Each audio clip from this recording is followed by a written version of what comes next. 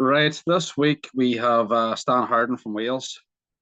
Uh, whereabouts in Wales are you?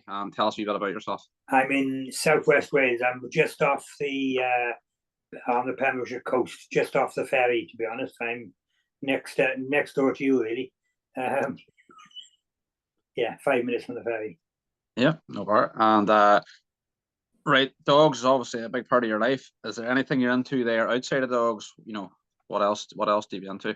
Well, I do a cattle foot trimmer, trimming dairy and beef cows and bulls, and I keep sheep. Obviously, sheep to train the dogs on, and obviously breeding sheep. Aye, no. It makes sense here. You're saying, sheep to train the dogs. I think a lot of people into the dog trial in there. If it wasn't for the dogs, they wouldn't have the sheep. No, They no, it's well, you can't train them without, can you? But then no. I've had people ask me about coming to train, and they're not prepared to get any sheep. They want to use other people's sheep. I said, well, you're wasting your time. Aye, yeah, No yeah. point in them. No. So you're doing the hoof trimming. How long have you been at that? Or I've been at that now about 22 years professionally. yes, Before that, I was a herds manager, so I was still trimming the feet then, as well as my managing herd of cows. So yeah, it's when I went to work for myself for about 22 years ago now. and is it an easier system now, like the way you have the trailer and all set up, or would Oh yes, it's a lot easier than it was now, but it's still quite a physical. It's a tiring job on the body. At the end of the day, it's it's nearly a young man's job. But and how many could somebody get through in a day there, like, or what way? It depends. If it depends if you've got lame cows or if you've got straight trimming cows. If you're on lame cows, you could be doing 4 or 5 an hour. That's all if you want to do them properly. But if you're on just trimming cows, you could be 15 to 18 cows an hour. So that's giving you an idea where you are. Right, no, fair enough. And you never got into any scanning or anything, did you, for the cattle as well, or? No, I never done any of that. No. You've been off to do it. Enough to do, yeah. I did think about freeze branding at one time, but no. Better to stick to the one job and try and do it right. No, fair dues. Right. We're talking obviously before we started recording here. You were saying that you were at dogs a lifetime, but you maybe didn't start trialing until later. When did you start at dogs? Well, as I was a kid at home on the farm, always had a collie running around, not registered at all then. And my father used to, as soon as it started working, my father would sell it. And then, because obviously it was money, but he'd always come back with another pup. And then that would come on, and this is how it went from there. And when I went to work on the farms then, I always had my dog with me, and, it was me and my dog was doing all the work, basically. So, but they were cattle dogs mostly then, but they could still work sheep, obviously. And had you someone that helped you at that point, or was your fella maybe into dogs? Like, would he? No, it just because my father worked.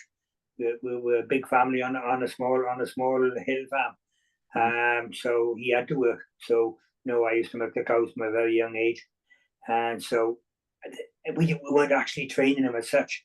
They were just following you, and they were just picking it up. Yeah. I still say a farm dog does not need training. He will train himself if he's with you 10, 15 hours a day that you're on that farm. He will train himself. He doesn't need, just be consistent. No, it's right what you're saying there. There's a fella down the road from us, and no training as such, and it was an annoyance to me, but it makes no odds.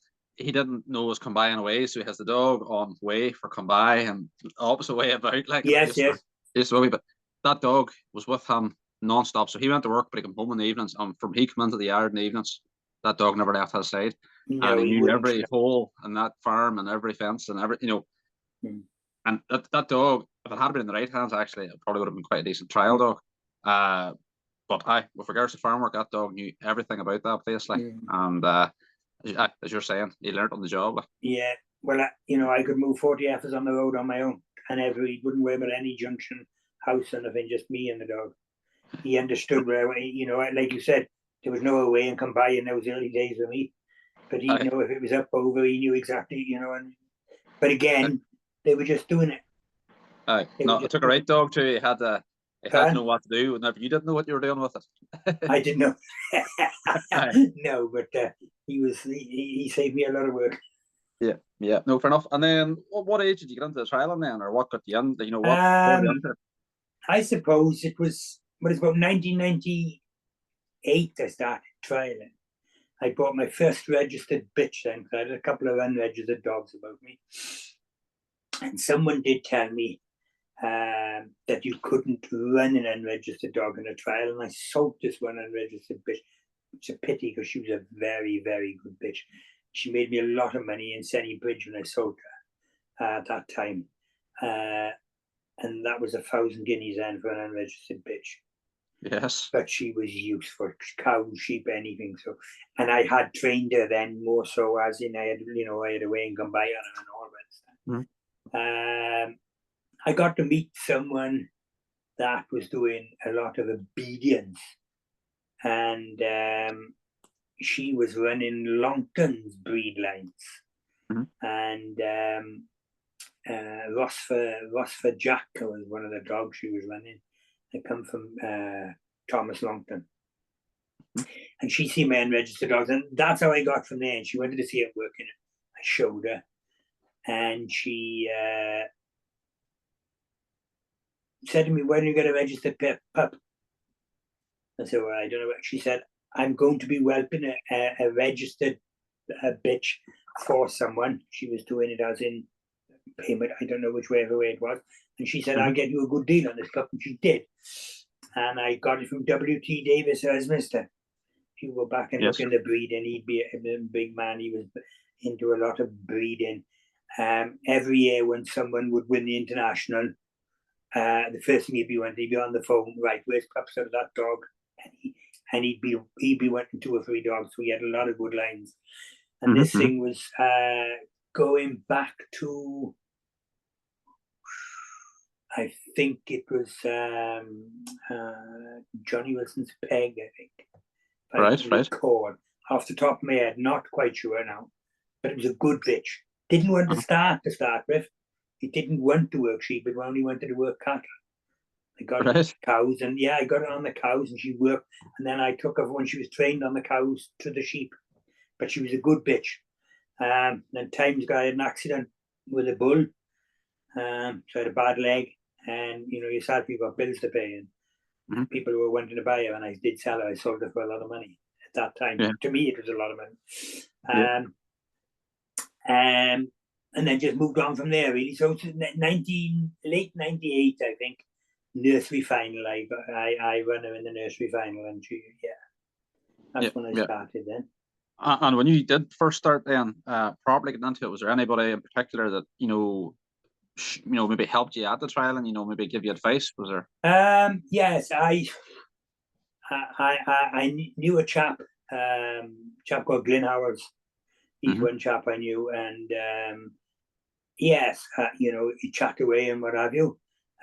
In my early days, Anna Lou Daybell was in Pembrokeshire here with us, and it was to her trial I went to first, the first nursery trial I ever went to. And of course, I came home from there and had the bug. But no, you just try and pick up and what have you. And I met Kevin a bit later in life, Marion Jones and all them. And obviously, you just keep trying to better yourself, isn't it? Yeah. It's not easy whenever everybody else is getting better too. No. But when you got good competition around you, it makes you. You need good competition around you. Yeah. No, for sure. Yeah. Well, tell me this then. How many times have you been on the team? When were you first on the team, and how many times have you been on? Been on the team with 3 different dogs. 4 times, I think. Was it 5? 4 times, I think. I runner-up Welsh champion in 2015, I think. I had a run-off between, because we mostly work on 3 a day down. 5 a day, sorry. And I was between Kevin and Aled, and to go into a run-off of it with those 2 there now, it was a bit. But no, the dog worked well, but he was a very good dog. He bought him as a 4.5-year-old. Bit of a sad story. The person who had him had Alzheimer's.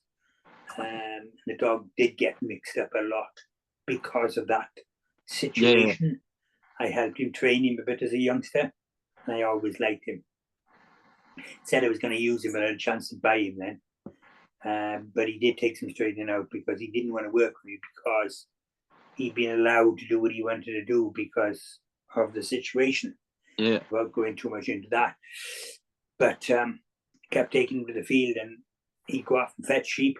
But then when I started, went in a square him up here and do, whatever. Oh, no, you're not going to do that. Oh, you go off and lie down the bottom of the field, and he'd look at me and she'd say, I'm not doing this, like. It's gone on for about 3 weeks, and I thought, I wasted my bloody money here. That was what went through my mind, Yeah, but I still wanted him to use on the one bitch that I had. And because I was going to use that dog even if I didn't own him at that time. And so anyway, but I carried on every day, taking him out. And then this one day I thought, oh, he's wagging his tail down there. Because I wouldn't give him sheep.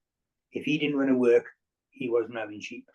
Yeah. So I kept putting him away back in the truck, back home in the kennel. So this day he started wagging his tail, and I thought, okay, there's something going on there. Within a couple of days, I got him to come back to me, and when he came back to me, within 3 weeks, when he first opened me. Jesus, aye. Yeah, but he was not going to have sheep if he didn't listen, and that's all I did to him. And it did thing, and he did me proud. Did me proud, to be honest. No, fair dues. And I did get to cover that bitch with him, and that's been the foundation of my dogs ever since. All right, aye. So it worked out all right. It was a very good thing, yes. Because I got in the team with that bitch I'm talking about. She'd run in the international before she was 2 years of age. She got me into the team first, and she had a daughter by this dog, and that one got into the Supreme with me in 2017. Very good. So the line's been good to you. On a tough course. I probably didn't know the first time I'd been in the Supreme. There's a lot of pressure on me, as in nerves, I suppose, if you want to call it that. I should have done more to help her, but that's how it was. We finished up. Hindsight's a wonderful thing. Yeah, and then she got run over 12 months later. So Jesus. Didn't lose her, but lost her for work, Aye, just no use then after it. Yeah. No, fair enough. Well, what would you say then for yourself personally? What's been your biggest achievement in the trials? What has meant the most to you? Well, probably getting to that Supreme final, to be honest, because it was a big course. It was down in Gloucester, down with Dick Roper, a very, very. Oh, geez, that was some course. Down over the wee bit of a drain and up the hill for the fields. Yes. So tremendous, yeah. So that would be, and probably then, as I say, being reserve Welsh champion, I suppose, because he did run well there, and he won his day, and as Aled said, I had one sheep slip me up the side of the pen on the runoff, and Aled knew that was the only place he beat me, and he said I knew I had you once the dog, the dog didn't do that. The dog went to break, and I stopped him. And then the sheep slipped up the pen. That's dog trail, isn't it? By margins, margins, isn't it? So yeah. No, fair enough. And with regards to your dogs, what's the best dog you've had? It would probably be that young bitch Cass that I talk about. I've got a son by him here now. Here now. I haven't I've never won an open with him. I've got lots of seconds with him. So I would say that Cass bitch would probably be the best. But I'm still trying to replace that old dog. So if I could have had him at 2 years of age, 18 months, it might have been a different ball game. I could have been saying it, story. Yeah, no. And it's a question I'd like to ask here, because I've said it before in one of these chats. A lot of people now are jumping on the ferry and either coming from your side over to here or our side over your way to maybe run an open trial. Is there a particular open trial that you really look forward to every year? Whether it be in Wales, England, Scotland, or wherever. Yes, we've got a good open trial in not Tregaron, sorry. It's on the way to Aberystwyth. It's called Talgarreg. It's a big double fetch. Yeah.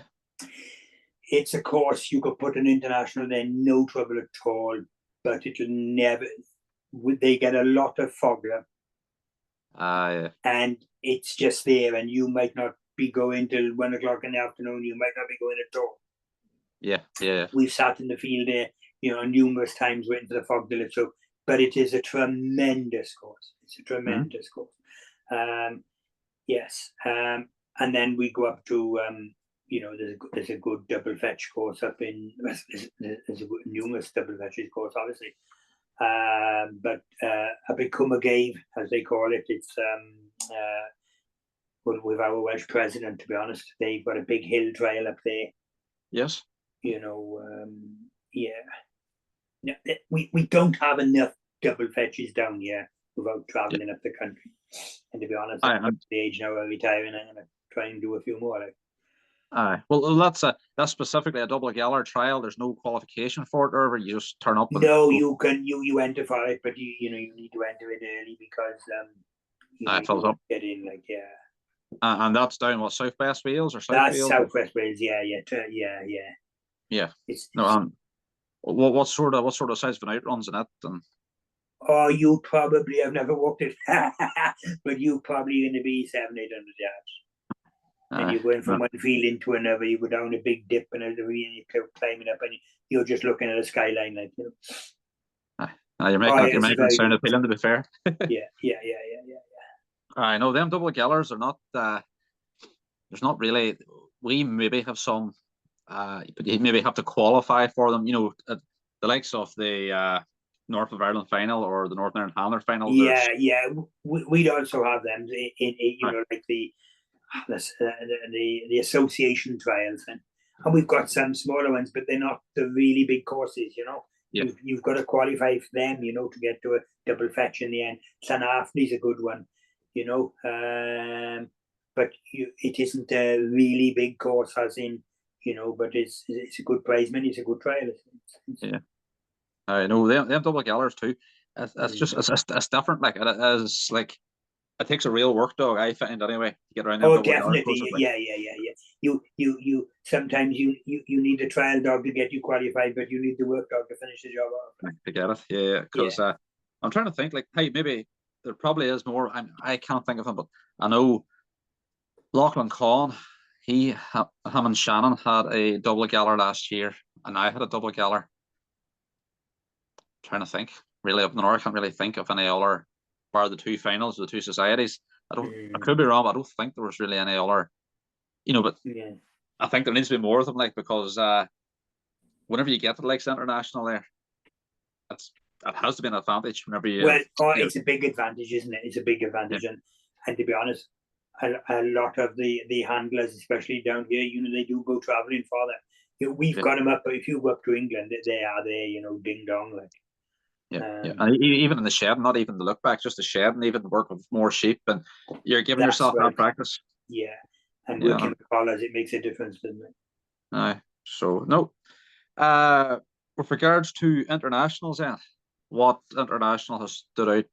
Was there a course or two that you really liked? I can remember going to watch Armafreight in 2002. I think it was. I think Aladoin. No, that was 2000. I think. Aladoin won it with. I think he won it with Roy. I think because he didn't win that national with that dog. He won the national with the other dog, but he went on. He won the international with that. He was in with the two in the team, but they swapped over for the thing. Yeah, but that's a tremendous course. But now I'm afraid half of that is in trees now. Oh, Jesus. Yeah, I know. And that's a tremendous course. That was a tremendous course. Or was that run the They National went down Trust or in something? Gloucester with Dick Roper. That was a real tremendous course. Serious. That was a serious There's a course. good one in Ireland in where they had 2018 when I judged out there. McCulloch organised that. Yeah, More. that's right. Yes. Yeah. That was a good course. Funny, the brother, he would take photos and all for your man Porter. They're not related, but your fella Porter that owned the farm. Yeah. And like David said, like anything has to be done. Your man has no problem. He'll get it done. Like he's very. That makes a cooperative. difference when you're trying to organise a trial, isn't it? Oh, from what I've heard about him, is the sort of boy that he wants to make something a success. You tell him what to do, and he'll get on it. Yeah, but I could see that when I'd come out there because I was out there for the World Trial as well, and yeah, you could see that he was a very much, he's a nice man to have on board. Aye, we could do more of them. But that 2000 international you're talking about, that's in trees. Is that owned by National Trust or something, or what way? Or is that just a farmer's put it in the trees? Or say that again? I didn't quite hear that. Is that ran by like the National Trust or something, or the farmer himself just put it into trees? The 2000 course. No, that was I think the farmer. I think it was. Yeah, I don't think it was National Trust, but I'm not quite sure because it's up away. It's in Cumbria. It is like. Yes. You're seeing more and more of that coming on. Like it's well, not so much over our way, but they're struggling. They're struggling with the they're all trying to diversify in one way or another. Yeah. And then against meat. All right, but the thing is, then you're seeing these big bright ideas, and then the grass is growing, and then you get your wildfires. The sheep haven't been grazing it. No, I agree. I couldn't agree more with you. Yeah. They don't look at the small, in the small print. Then if you really want bright ideas, reading the book, but the practical element just is missing a wee bit. There's the practicality is the biggest. Aye. No. You're handling then. What sort of a dog do you work with? Do you like a dog maybe that you're having to keep on top of all the time, or you like something a wee bit more? Yes, because I'm not. I like a dog. I like the jockey basically. Aye. But they're not always the ones, and they're not always easy to come by. Neither. Yeah. I like a dog who's going to give me his all, and at the end of the day, I haven't got time for someone that wants to. If you haven't got a good heart in him, he doesn't stay with me long. He'll let you down at some point. Yeah. No, fair enough. And with regards to your breeding, then what way are you buying in pups, or are you just trying to specifically breed your own? I normally like to break my own. I have had help in the past, only because I've been so busy, perhaps just to send a pup somewhere for, just a couple of weeks. But no, I do like to break them myself, to be honest. And if I come across problems, I will seek a bit of help too. I'm not frightened of asking. Yeah. They can, And what sort of numbers would you work with there? Would you maybe have 10, say, in a year, and you pick out the best 2 or 3? No. I tend to work with what I got, and they've got to work, and then if not, they move on, and someone else comes in. As in, I'm on very, very low numbers at the moment. I'll be honest with you. I got a dog here which is 5. He's my main dog. I got a daughter of his here, which is. She got on better in the nursery than I expected, or the nursery season's just gone. She's only about 17 months now. She's done a nursery season, finished, and she came runner up in our local thing with it. So she shouldn't have been coming out till this year. I moved a couple of dogs on in the meantime, which haven't suited. So I've got those 2, and to be honest, I've got a young pup which I sold to bitch 2 years ago, again from that very same line, from that dog I had, and the daughter of hers, and I've just had a pup back of it now, at Christmas time, and so I am on skeleton things. But if I'd seen something, half tidy running around. But I'd still want him about 8 months old, you know. Yeah. You want them no older than 8 months. You want to be able to shape them yourself then. Complete. Yeah. No, fair enough. Right. The next question then, which might come in useful for myself to know. When judging, what would you hit hard? You're coming over to the Trial of the Glens this summer to judge. So. Well, yes. I can't remember when he phoned me for that. Now the beginning of the year to come in and judge that. Mm-hmm. I like a dog going direction to sheep. Yeah. I don't like seeing a dog going hedge jogging. And as I mean, going straight to the hedge. If he's going back, anything behind him, I will penalise it. Because at the end of the day, if there's no hedges there, where's that dog going to stop? Yeah. That's my thing, and I like to see a dog covering the top of the field correctly. So you like that sort of pair out run as opposed to just. I like the pair out run, but I like him finishing the top well. I like him finishing well. So that would be my biggest things on thing. The outrun is, and obviously we all like straight lines. There's no question about that. I do like to see a tight turn. Yeah. And very thing on the shed. That is, if it's, I'll probably shoot myself in the foot for saying this now in a minute, but I disagree with people wanting to call the shed. I'd be straight about it. I can hold my hands up here. I got no problems about all who I speak to. It's not in the rules. It should not be called. But I will call you back if it's wrong. Yeah. My own experience of that is I think that by doing that, we'll have a far better standard of shedding than if they were called back into that thing. One of the main reasons I'm against the call of the shed, because it's not the end of the trial. Mm-hmm. And if a judge, no matter who it is, they're not consistent in calling that shed, they're messing with that person's time. Yes. Right? Because they've got another 2 elements to go if they're going to go to a shed and to go to a pen and a single. Got another 2 elements to go. And you're messing with that person's time. If, like I say, that the shed's not good enough, I'm calling you back. So you will know that. So what I'm saying is you're going to make sure that shed is right. And doesn't necessarily mean to say that it didn't come quite right, but you know yourself it's not right. You're going to redo it. And I'd have more respect for you for redoing that than what by someone sneaking off to the pen. I got to say, can you do it again, please? You understand what I'm saying? Yeah. At the end of the day, you're shedding sheep. So if you want to go and catch a sheep by the side of the hedge to do its foot, or if you've got to catch a ewe that's cast a lamb, if you haven't shed that properly, you're not in control of that animal. Yeah. The single is totally different because, okay, thank you, that's the end of the run. Yeah. So our rules state in there, there's nothing that we must hold the shed. Yeah. Take control of the sheep. And that's what it says. Once you've taken control of the sheep, you reunite the sheep and then you proceed to the pen. Yes, admittingly, abroad, they do in certain places like to call a shed. But we are not abroad.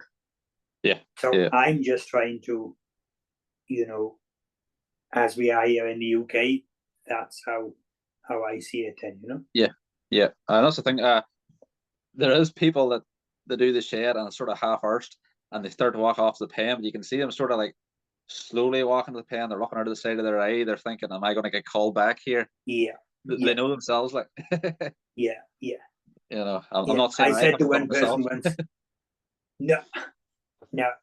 I said to one person once, immaterial who it was, and not happy. They weren't happy because I called them to reshed. And I was told there was nothing wrong with my shed. I said, that shed, you did not control those sheep at all. I said, let's put it like this. If you keep shedding like that in front of me, I said, I'll keep calling you back. I said, you know exactly where you stand. That person's shedding became remarkably improved. Ah. So you see what I'm trying to say? It will improve there. That's my. Oh yeah. Oh, well, if you know you're going to get called, Mm. you're not going to chance it. Like, you know. No, that's right. Yeah. But no, I was saying to you before we started this too. I need to make sure everybody from over here knows that I'd asked you to do this before you were asked to judge a trial of the Glens, in case I think I was trying to ask Slick or something. Yeah, no, definitely. I asked you in advance. Yeah, no, that you're quite right. You did ask well in advance. You should have said no. You never asked me. But then I might have hung you then. But no, fair enough. I know it's nice. It's nice to know even before a trial, like there's some places you go there maybe and you hear maybe the judge will talk beforehand. This is the course, whatever. I like to see this, and this. And if you know, then you know, right? Like for example, you're saying there. I've got no issue. That's good. If they went to do a judge's briefing, as they call it, no problem at all. Judge's briefing, I find, is a good job. Yeah, I'm really strict on shedding. Don't try and bullshit, or you're going to have to redo it again. And at least you know where you stand. Before the trial, and you can't say, all right, which is sure he didn't pull somebody there, and he pulled me, and he's made it clear from the outset that's something I like to see done right. And you can't pick any bones with it then. Yeah. Right. Trials then. Is there national, international level? Is there any changes you would make, or are you just happy as it is? You don't have to give an answer. No, I think it's what can you do? Because it's an ISCS or anything.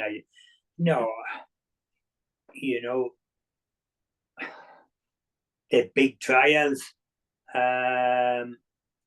It's a job to get through all the runs in the 3 days. Some days, if the sheep are bad, and you've got to give everyone a chance. But you don't go training on a national. You've got to be trained before the national. You understand what I mean? So if your run is below standard, it's below standard, isn't it? And no, you hear some people there. I'm not putting words into your mouth. Some people have said maybe, for example, the shedding worth maybe more points is something that they would like, or maybe the look back being worth more points. So it doesn't. If you have a bad look back, for example, it could maybe eat into your second outrun, but you could have a great outrun then. That's just points. Okay. But again, I think they have discussed things in directors meeting. Yeah. On points. I think, to be honest, you could put more points in the Supreme Shed. Yeah. Because it doesn't take long to a couple of sheep go to ring a couple of times and all your points are gone. Yeah. And it doesn't. It's not that you want to take more points off the person that's had bad luck and not done it right, but you want that gap bigger for the person that's had a good international shed. Yeah, a sufficient reward for their effort. That's right, sufficient reward. Yeah. I can remember seeing Aled Owen doing the Supreme Shed in the World Trial. I was course director that day in the final in Llandilo, and he was peeling sheep off like you were peeling the skin off a banana. It was impressive, and I had bird's eye view because I was right by there. So this is where I'm trying to say this man really wanted to keep more than his 30 points. Yeah. The gap needed to be far bigger between him and someone else. Yeah. No. I'm indifferent. I like to ask everybody's opinion, because whenever you do ask everybody their opinion, and say we do 20 of these episodes, you then get an idea of there's something people think useful, and there's something people don't, and it's just a lot of people maybe don't talk about it unless you're in the likes of this platform. You're talking to somebody specifically about it. So it's nice to raise them issues just to see what people's opinions are on. Well, it takes, to be honest, I have quite a few conversations with Kevin Evans, about judging. We see, what the hell have you done with that, Sam? Someone for whatever reason, and because that's how you do broaden your horizon, don't you? Yeah. You No, know, it does. don't matter what sort of thing, but you know, we were just sitting, bloody hell, Stan, you know, how can you explain? Basically, you know, with sheep running off on the top, which wasn't their fault, you know. And but you need to discuss these things, you know. It's these things do happen, and it happened to me one year in a national. They'd only had one person holding on top of the field. It was a year, the first year I ran that young bitch in the national, and they went up, and the sheep had bolted back and run back towards the pen, and the bitch come in where she naturally should have been. Where she would have been correct, but she hadn't seen him going back, and so obviously my run was over, wasn't it? Because basically she'd have crossed the course by the time she got him back down then. But from that point on, they had 3 people that they're letting out. I was the first one of the day. Shit happens. Shit happens. You gotta suck it up, like that's, you know. But that's no good to you whenever there's 3 there. Admittedly, but that was, you know, that's how it goes, isn't it? That's it. So no, fair enough. So newcomers coming into the sport, and don't say just stick at it. Some people say that. Like, what advice would you give a newcomer? Like, good, genuine advice? Is there something maybe that whenever you were starting, you thought was useful? I do like to help youngsters coming in, newcomers coming in. If they approach you, I don't like to just approach them just for the, you know, the thing of it. But I make myself approachable for them to talk to and ask.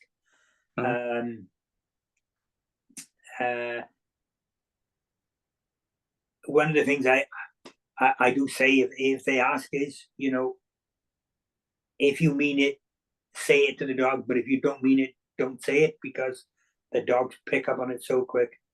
They know, you know, they know when you don't mean that command. Dogs are very, very clever. They know, you know, they've got to.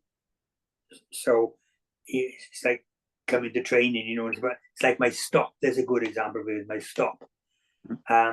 It's a dog. It's a command I want my dogs to do instantly, but I want them to enjoy it.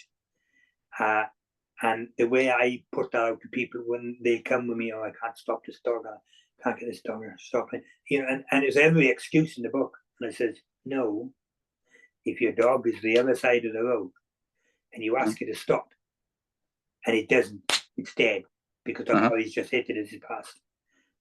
That's what I say. So the stop is very, very important. If you've got no stop on your dog, you are flogging a dead horse.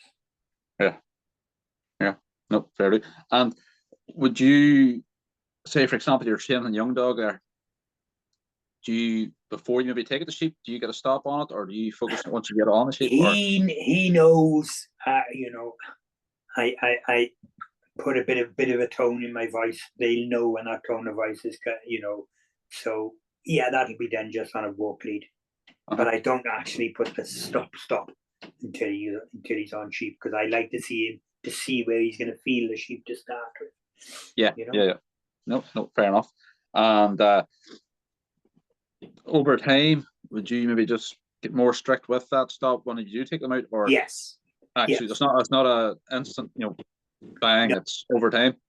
Over time. Stop and let him get up and go straight away, and you know they'll soon come. But you know, normally it's you know, it's normally and that's enough, and my dogs will stop on that, because it's the one command I insist on.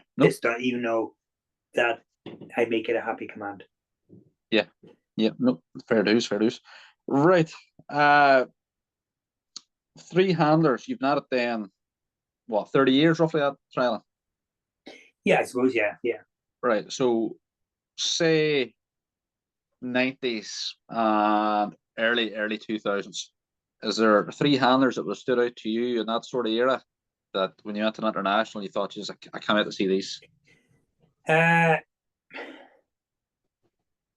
Yes, I suppose there would be.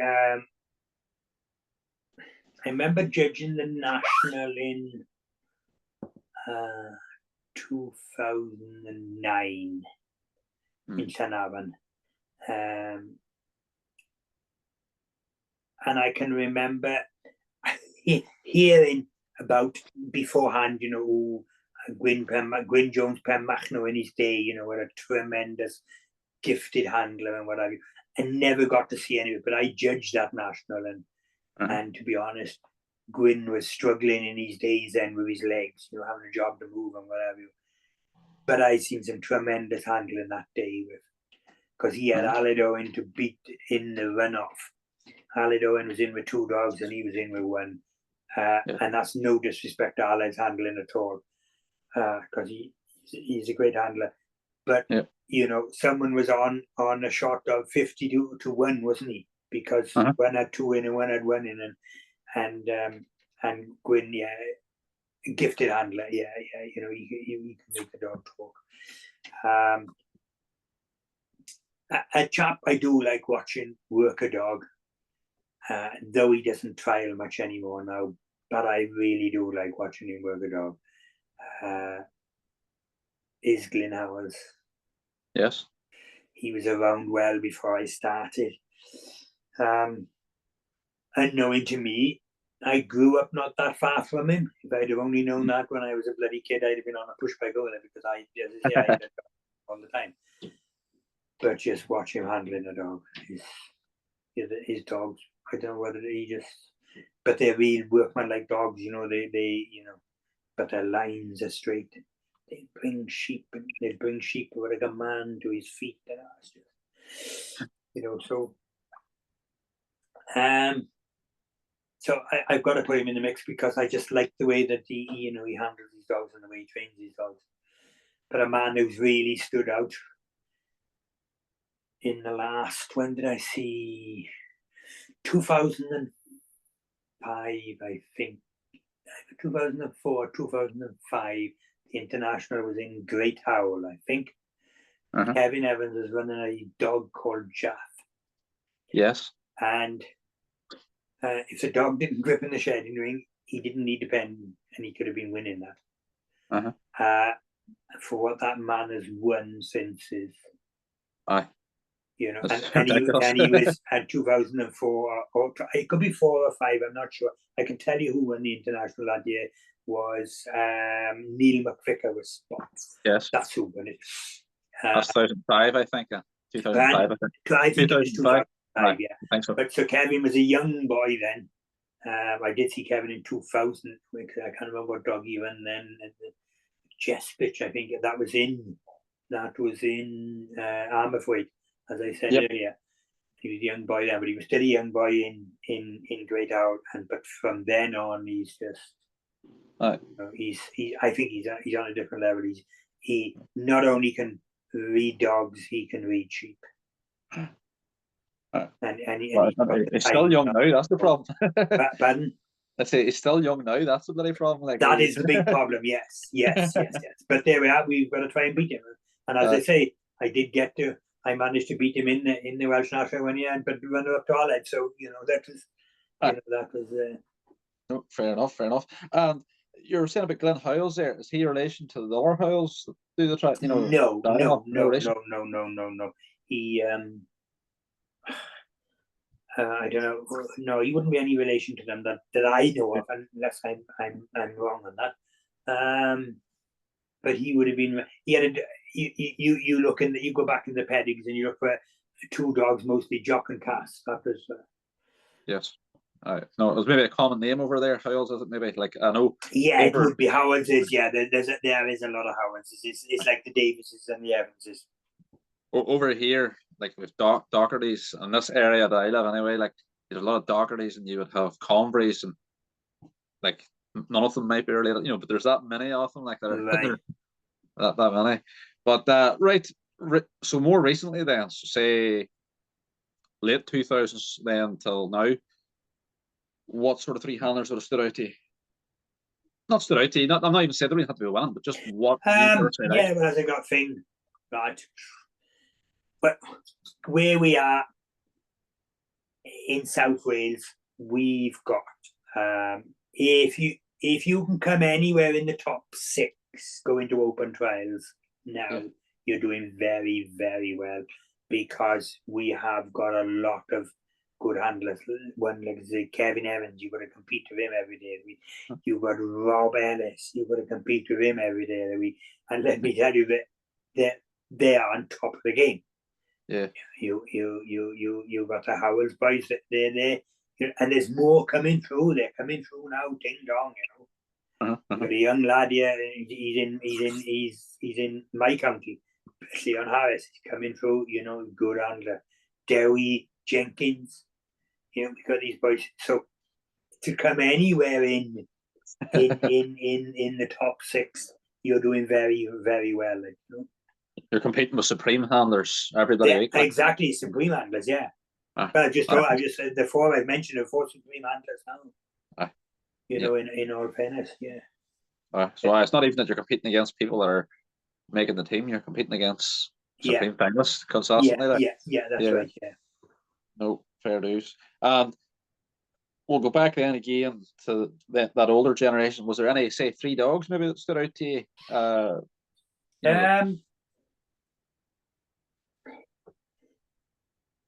I don't know really to say, because the older generation, as I said, it wasn't Aled's Roy was, how can I say that without meaning anything? The dog looked not necessarily plain. He was what he was, but he was bloody effective. Yeah. Because everyone says, "Oh, you've got all this classy dog, you got all this." No, that dog went a hell of a lot, and he wasn't in in that way, as in he just had a way with sheep. He could just handle sheep, like read sheep.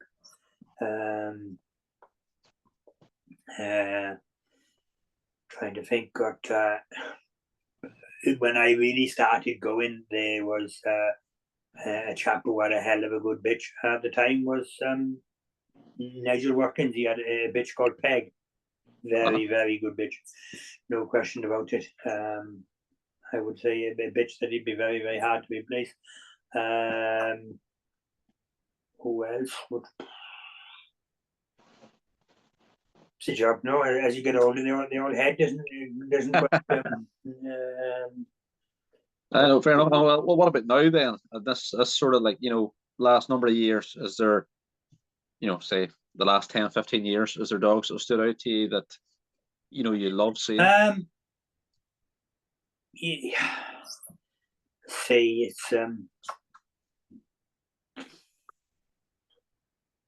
to think that. So I like this question because not everybody picks the same 3. You get some names come up. Yeah. It's always different. Like, it's just nice to hear people's thoughts. I know one dog that Kevin had, and a dog called Greg. Because again, we Greg.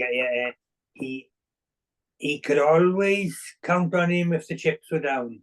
How can I say? He never got used much because he was a carrier for his eyes, and people weren't using him like that because of that reason. But Kevin showed him to me before. He said, "Oh, do you want to see next year's nursery dogs?" And we just finished the nurseries. I was up there one day for some, and he showed me this thing, and Jesus, he was a handful. He was a handful, and but he was a hell of a good dog. He was a hell of a good dog. He was a rough-coated dog, was he? He was a real rough-coated dog. Yeah, I can't think what he was eaten by. Kevin would tell you straight away if you asked him. And Marion Jones had a dog called Joe. Now, that dog had a lot of bitches before he done a DNA test, and then the minute he was found to be a carrier, because I was going to use him, but I couldn't use him because the bitch I had was a carrier. Listen, the 2 dogs I got here now, both carriers, that doesn't worry me at all, as long as I know what they are. Because I don't think we should be diluting this gene pool anymore, because you start taking out of these gene pools, and before you turn around, you're not going to have a work dog left. Yeah, I'll agree with you 100% there. So Joe never had another bitch after, and that dog always had such a lovely way with sheep, you know. I got a feeling he was something to do with one of his old bitches. It was either Nan or Maddie, I think. And they were good bitches. They were winning. They were winning dogs, you know, winning dogs. So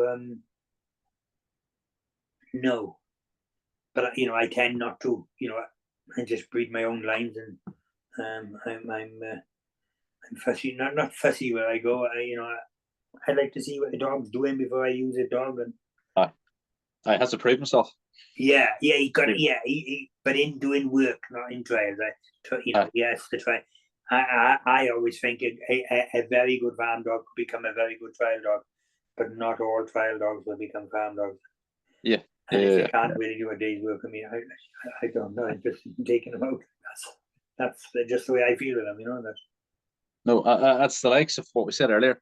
Once you start seeing the likes of them double gallers, then that's when the cream does start to rise to the top. Like you do start to see what dog would be a, you know, it's just a different element. Like I'm not really. It's yes. There's not too many dogs that I've seen anyway. You know, them double galler finals, like you have to be a right sort to get around that course. Like there's, you know, it's not just a simple task. No. You couldn't pause that for 1 second, could you? Just yeah. Just 1 second. Old age.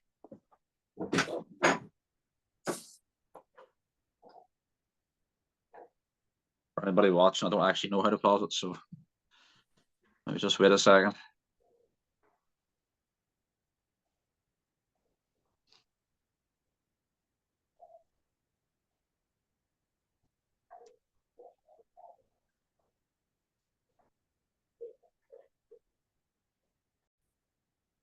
Right. I didn't know how to bloody pause it there to start, and then I realized how to pause it. So there's like a 10-second just of me staring at the screen. All right, so you were saying earlier there about the stop, and then you had mentioned about the outrun. Yeah. How do you go about training that outrun in that pair, and you're not falling into that trap of hitting the fence like that? I like a dog when she or he starts on sheep. I like him to go for sheep. And okay, you know yourself, the first thing they normally can do is get stuck up into a hedge and what have you. But when I see a dog going at sheep, I don't mind how tight he is to start with, as long as when he does get behind the back of the sheep and I see him giving. Yeah. And if he starts giving, he's going to give. And I think if you interfere with that too much, in my opinion, that's when you push him too wide. Yeah. So, you know, I had someone down here training last week for the same reason. The dog kept going wrong on his outrun, and then he keeps stopping him, and then the dog was getting confused. So the dog was looking. How can I say? He was always waiting to be corrected. Yeah, I hesitant. And I said to him, I think you're doing it wrong. And he was making too much into the setting up of him, what have you. So the sheep are on the bank. And I do like to use a feel that's got, if I'm teaching outruns, I like the feel to just drop away a bit and the dog will drop down naturally, you know, hopefully. And like I explained to this boy, I said, listen, stop him, call him back, because what he was doing was stopping and sending him out. And then the dog was going right to him, then, or you might have to do it again and again and again. So anyway, I then what, like I said to you with the dog I bought, you know, that time, I said, bring that dog back to you. The dog called the dog back to it. I said, you know where the sheep is? If he's not going to them sheep correctly, you have to take him off. We done that a couple of times, and with that, the dog just dropped to where he needed to go. Yeah. I'm not going to say I know the breeding of that dog. It will come back to my old bitch. And she was a tremendous outrunner. She was a tremendous outrunner. And as soon as we left the dog to its own devices to think, well, okay, I got to go find these sheep, the dog naturally went to its place. Yeah. So, I think when they're young, don't push too much at it. As long as when they get behind sheep, they'll give you room. Yeah.